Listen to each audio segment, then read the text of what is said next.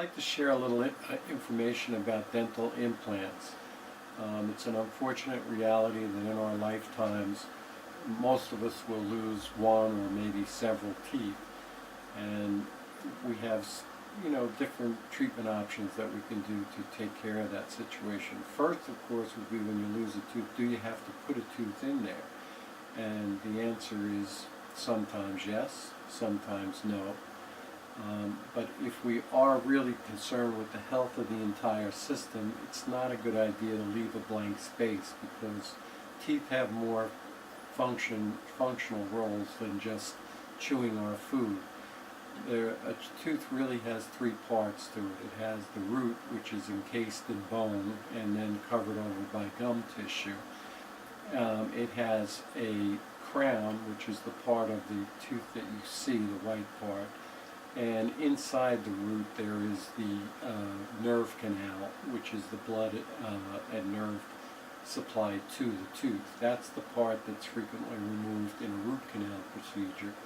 And people frequently say to me, well, how could I have a problem with it? I don't have a root. But really, in fact, the root is still there.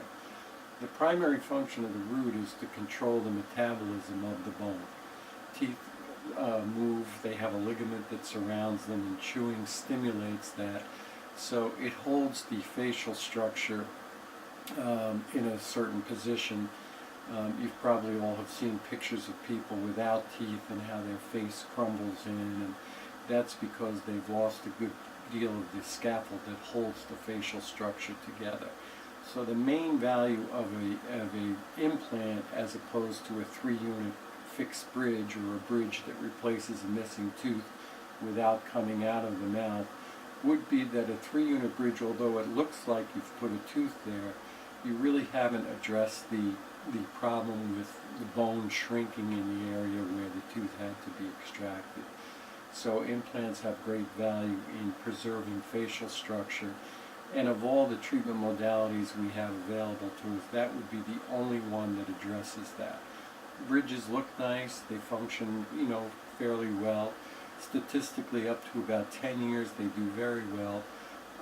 Beyond that, then, there's frequently a need for root canal, because the constant movement of the prosthesis to chewing and things like that loosens up the cement seal. So beyond 10 years is, it happens, but statistics would tell us that you'd have to be thinking that it's a 5 to 10 year solution.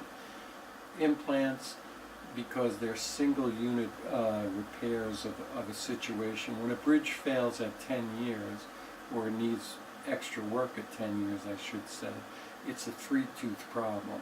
Whereas with implants, because you've isolated it down to one tooth, it's a single tooth problem. So that's another advantage to it as you look forward to what's your best investment of time and finance at this point. So we have a lot of information about them. We'd be happy to answer questions for you at any time. Just give us a call at the office. Not everybody needs implants. Sometimes there are alternatives that may be better for you. But I think it's good to know what all of your options are. And we're happy to sit and talk with you and make sure that you make an educated decision.